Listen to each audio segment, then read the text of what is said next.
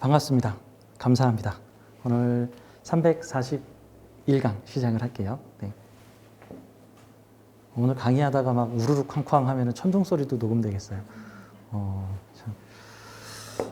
저는 이렇게 막 비가 쏟아지고 천둥이 치는 날은 막 갑자기 멜랑콜링해지면서 일이 하기 싫어지고 그냥 창가를 멍 때리고 봤으면 좋겠다. 막 이런 일이 오는데 어쨌든 영감은 되게 좋아지는 날.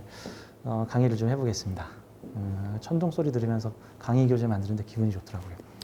자, 오늘 강의는 사주를 한번 구도로 한번 좀 볼게요. 사주를 구도로 볼게요. 가령 사회의 소수자들, 가령 주류 사회에서 가령 뭐 마초의 시대에 여성 인권을 주장하면은 대체로 의로운 경우들이 꽤 많죠. 물론 뭐 다 같이 착하게 살자 그러는데 싫어 나는 범죄를 저지를 거야 하는 뭐 그런 종류의 소수자들도 있겠지만 그런 거 빼고 그것이 주류인에 의해서 이루어지는가 비주류인에서 이루어지는가 뭐 그런 내용을 좀 서두가 좀 기네. 복잡하네. 자, 오늘 제가 이 두 분의 비슷한 사주를 놓고 같이 설명을 좀 드리겠습니다. 오늘은 이번 시간에는 좀 유명인 사주예요. 사회적으로 어느 정도 인지도가 있는 두 분의 사주를 놓고 비슷하죠? 사주가 다 금기운이 월지의 뿌리를 가지고 있으니까 금의 계절에 태어난 금들이라고 볼 수 있는데 금의 계절에 태어난 금, 목의 계절에 태어난 목, 화의 계절에 태어난 화 이런 것들은 어떤 차이가 있을까요? 보통은 주류들입니다. 보통은 그 사회. 화의 계절에 태어난 수, 뚱딴지 같은 사람이죠. 사회는 화인데 왜 나는 수야? 되게 쓸모는 많은데 뚱딴지 같다. 이게 또 이러면 또 사람들이 좋다 나쁘다로 알아들을 수가 있는데 좋다 나쁘다 그런 게 아니에요. 자, 그렇죠? 뭐 성리학자를 우대하는 사회에서 성리학자로 태어나다. 뭐 그런 게 주류잖아. 근데 만약에 성리학자를 우대하는 사회에서 최고의 장사꾼으로 태어나다. 이건 주류가 아니죠. 뭐 그런 느낌이죠. 그럼 이렇게 자기 계절을 만난 금들은 뭘까? 주류죠. 자기 계절을 만난 금. 자기 계절을 만난 금. 이것도 자기 계절을 만난 금.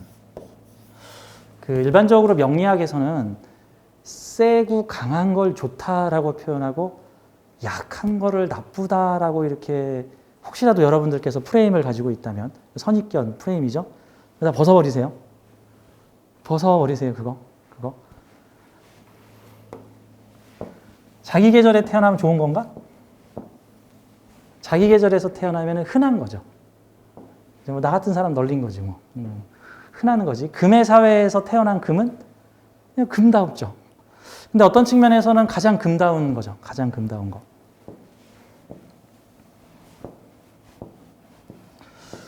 이 사주는 금의 사회에서 태어난 금의 사회에서 속구치 금인데 하는 일은 목 키우기.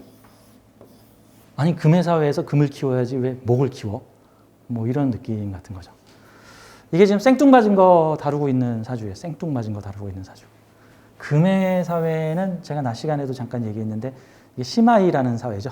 금이 야 이제 그만. 야 성장 그만. 자 이제 심판 평가하겠다. 만약에 미술 시간이 시작됐어. 그러면은 자 여러분들의 창의성을 발휘해서 열심히 미술을 그려봐요. 그럼 이거 목이죠. 그러다 이제 끝날 때쯤 되면 선생님이 자 이제 끝날 시간 됐습니다. 그림 마감하세요. 이게 금이죠. 자 이게 제출하고 나가세요. 이러면 수죠 이제. 다시 수정 안 됩니다. 이제 다음 시간에 다시 할게요. 그게 수예요. 자 이게 금의 사회는 어떤 사회예요? 이 명리학에서는 금 기운을 숙살 기운, 마무리 짓다, 마감 짓다, 심판 내다. 그래서 주로 하는 일이 그동안의 목화 시절의 평가. 금의 시대가 오게 되면 보통 과거 시대에 대한 평가, 숙살, 심판의 날이 왔다. 명리학으로 말하면 금의 날이 왔다. 퍼니처 이런 사람들 뭐야? 금도끼 휘두르는 사람들. 이런 사람들이죠. 심판자 이런 거 다 금이에요. 금. 새로운 희망. 새롭게 시작할래. 다시 시작해보자. 우리 한번 열심히 한번 해봐. 어떻게 될진 모르겠지만 그들은 미지의 세계로 떠났다. 이게 목이에요. 보통은 재성을 보지 않은 비식 같은 거죠. 그게 이제. 그러면 이 사주는 뭐 하는 사주죠? 아이러니한 사주죠. 이런 경우가 위아래가 이게 때와 장소가 좀 다른 건데 이게 어떤 느낌이냐면은 제가 가끔 농담 삼아 얘기하는 이 화장실에서 밥 먹는 사주예요. 밥은 밥 먹는 곳에서 먹어야죠. 볼 일은 화장실 가서 봐야 되고 볼 일을 식당에서 보면 안 되고 먹을 걸 화장실에서 먹으면 이상하죠. 근데 이렇게 간지가 위아래로 이렇게 서로 상극되는 경우들이 어떠어떠한 장소에서 어떠어떠한 행동을 하다라는 형태로 보통은 해석을 하면 됩니다. 이게 좋은가요? 나쁜가요? 아니, 그거는 그때그때 다르죠. 좋을 수도 있고 나쁠 수도 있지. 그것만 가지고 좋다 나쁘다를 구분하면 너무 세상 쉽지. 금나라에서 목 키우는 사주죠. 웃기잖아. 금나라에서 무슨 목을 키워. 목은 수나라나 목나라에서 키워야지. 목은 목나라에서 키우는. 자, 이게 뭐냐면은 가을의 목이란 말이죠. 가을의 목. 그럼 이게 지금 9월, 10월 다가고 있는데 나무 심는 사람이잖아. 그 9월, 10월에 나무 심으면 좀 있으면 겨울이 오는데? 아니, 나무는 봄에 심어야지. 그러면 천간에 있는 나무는 봄을 만나야 되는데 천간에 있는 목이 가을에 올라갔죠. 그러면 이게 해석이 크게 두 가지로 나와요. 첫째, 때를 놓친 을목.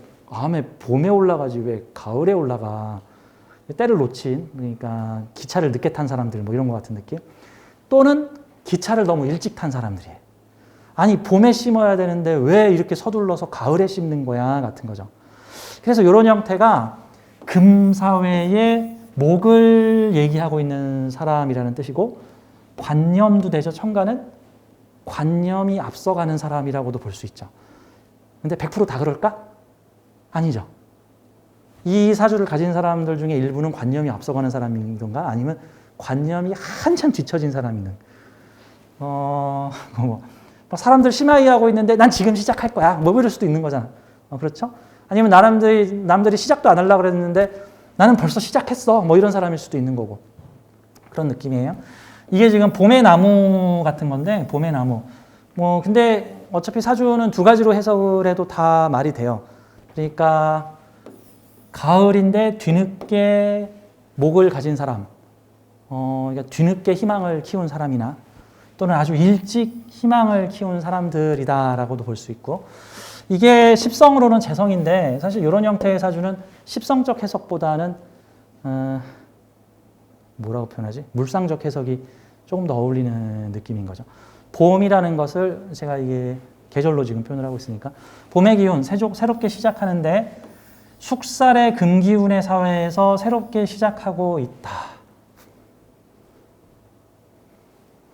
이걸 밀리터리식으로 표현을 하자면은 아직 국방부에서 허가도 나지 않은 신무기 개발 사업을 미리 지금 연구소에서 하고 있다. 걱정하지 마. 우리가 이렇게 연구소에서 미리 이렇게 신무기를 만들어 놓고 있으면 국방부에서 분명히 허가 내려줄 거야. 그러다가 허가 안 내리면 우린다 모가지야. 뭐 이런 거 같은 거죠, 이제.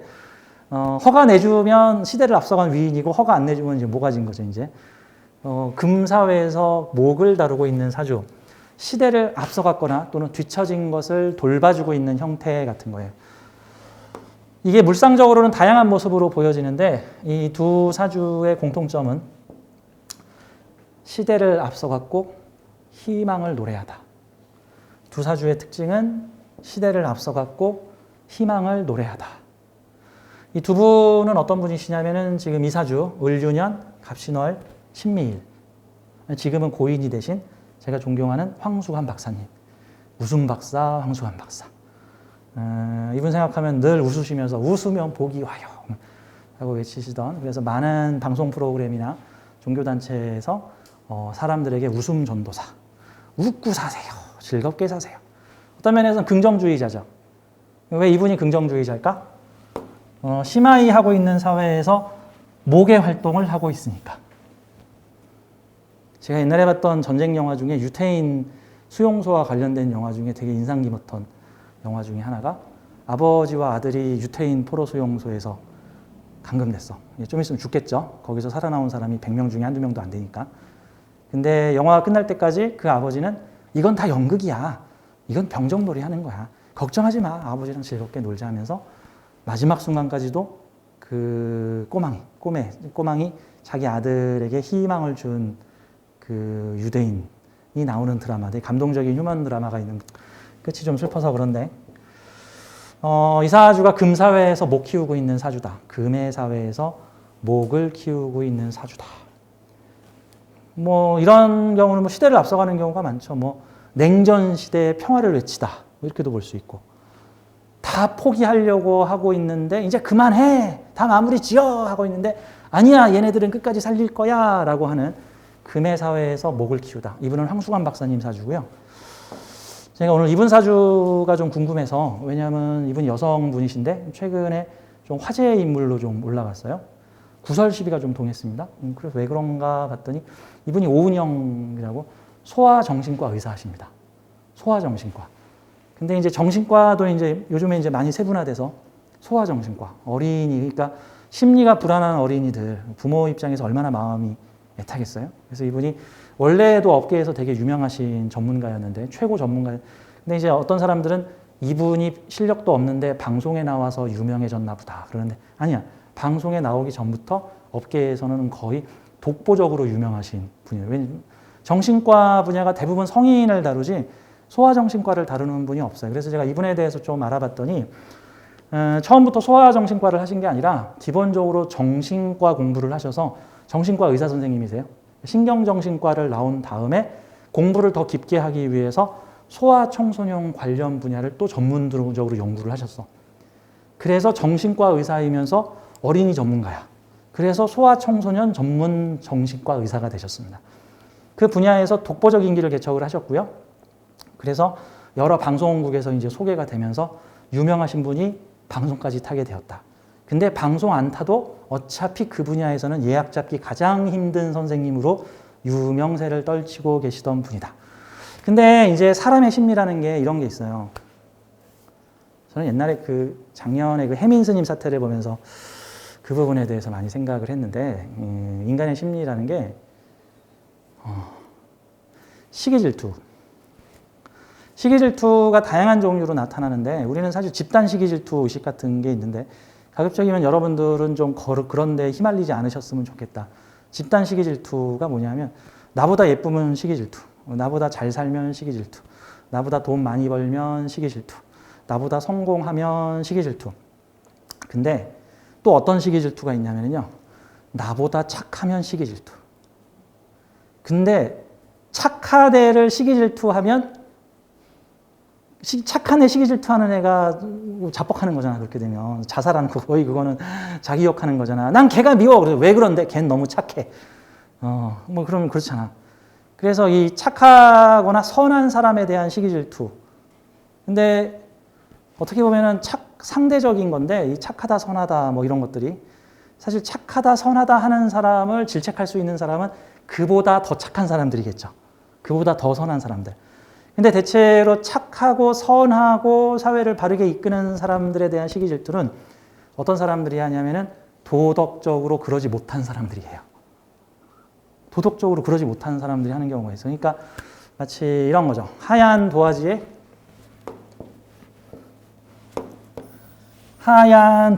이렇게 점이 찍혀 있다. 이 사주에서 잘 보이는 것은 여기는 점이죠.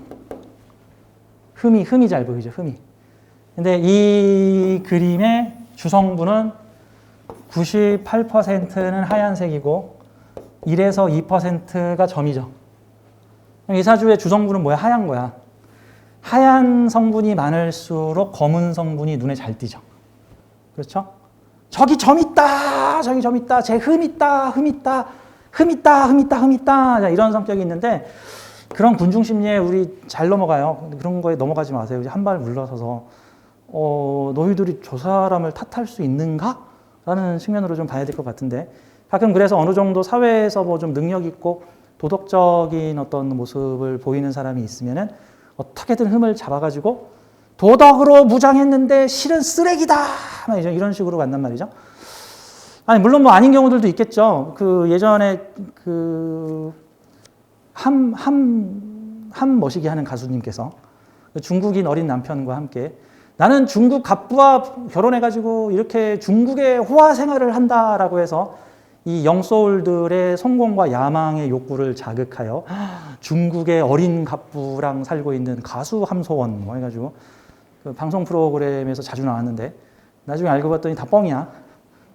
그거는 어떻게 보면은 그거는 정말로 시커먼 그림에 요만한 거 뭐 보여준 거죠. 이제 그거는 그야말로 시커먼 그림에 하얀 점 하나 보여준 거야. 원래 알고 봤더니 다 시커먼데 딱 요 부분만 보여준 거야. 방송에서. 그거 다 빌린 펜션, 뭐 빌린 집에서 나 호화 생활하고 있다. 어째 부럽지? 나는 중국 재벌과 산다. 뭐 이런 거 같은 건데 사람들은 이제 그렇지 않은 경우들도 많죠. 좀 성공하고 잘났다 싶으면은 근데 그 사람이 또 존경도 받아. 선한 영향력을 미치고 있어. 선한 영향력을 미치는 사람들을 제일 싫어하는 사람들이 선하지 않은 사람들이에요. 나 쟤가 되게 꼴보기 싫어. 아니 뭐 돈을 많이 벌어서 뭐 스타가 됐다네 그건 모르겠는데 사람들이 저 사람을 존경해. 저 사람을 좋아해. 막 저 사람에게 애정이 가득해. 막 저 사람의 일이라면 막 감동을 해. 그러면 털어서 먼지 안 나나 보자. 근데 저는 사실 이분의 사건을 보면서 좀 그런 건 느꼈어요. 이분이 이 소아청소년 상담 전문의인 오은영 선생님이신데 오은영 박사라고 하나요? 사실 저는 그 방송 프로그램은 거의 안 봤어요. 제 아기가 하여튼 그 방송을 안 봤는데 그래서 저 사건이 어떻게 전개돼가나를 좀 봤고 그래서 제가 이분 사주가 좀 궁금해서 인터넷으로 이분의 뭐 생년월일이라든가 시중에서 어떻게 풀이되고 있는가들을 한번 제가 쭉 훑어보니까 시주는 좀 다 다른데 제가 봐도 지금 이 시주는 이 시주가 맞는 것 같아서 제가 봤을 때도 이 시주일 것 같다라는 느낌으로 시주는 추정입니다. 이걸로 좀 풀어보도록 하겠습니다. 요즘에 어떤 논란이 생겼냐 하면은 그 이분이 그 뭐 호화 에르메스인가? 제가 그 상표를 잘 몰라가지고 제가 일체 명품에 관심이 없어요. 명품에 관심이 없어. 저는 여기 있는 2만 원짜리 시계가 제일 좋아요, 나는. 근데 에르메스인가? 뭐 하여튼 뭐 거기 VIP고 뭐 호화 상담비를 받아서 호화롭게 생활을 한다. 방송에 나와서 인지도를 얻어가지고 이분이 저기 10분에 9만 원을 만든대요. 10분에 9만 원. 그래서 1시간 30분에 한 90만 원 정도를 받으신다고 합니다. 그렇죠? 잠깐만, 그러면 9만 원이니까 100분. 1시간 40분에, 그렇죠. 100분에 90만 원짜리 상담을 하시는 분이세요. 근데 상담 예약이 하도 줄을 서서 상담 예약 거는 전화를 걸려고만 해도 다른 친척들까지 동원해서 전화를 계속 여러 명이서 전화를 쉬지 않고 걸어대야 상담 예약이 몇 달 후에 상담 예약이 잡힐 정도로 이 많은 어머니들께서 많은 부모들께서 이 자식의 어떤 신경정신적 부분들을 안타까워하시는 분께서 어떻게 보면 그 분야에서는 거의 스타라고도 볼 수 있고 당연히 이제 이분의 실력으로 인해서 만들어진 부분이죠. 아까 미리 말씀을 드렸죠. 방송 타서 스타 된 게 아니라 방송 타기 전에도 스타였다고. 그 분야에서는 독보적인 전문가였다. 이분의 사주가 좀 궁금해서 봤는데 구설 시비가 좀 올랐어요. 어떤 사람들이 인터넷 게시판에다가 뭐 호화롭게 생활을 하고 있다. 그러니까 근데 좀 이상하잖아.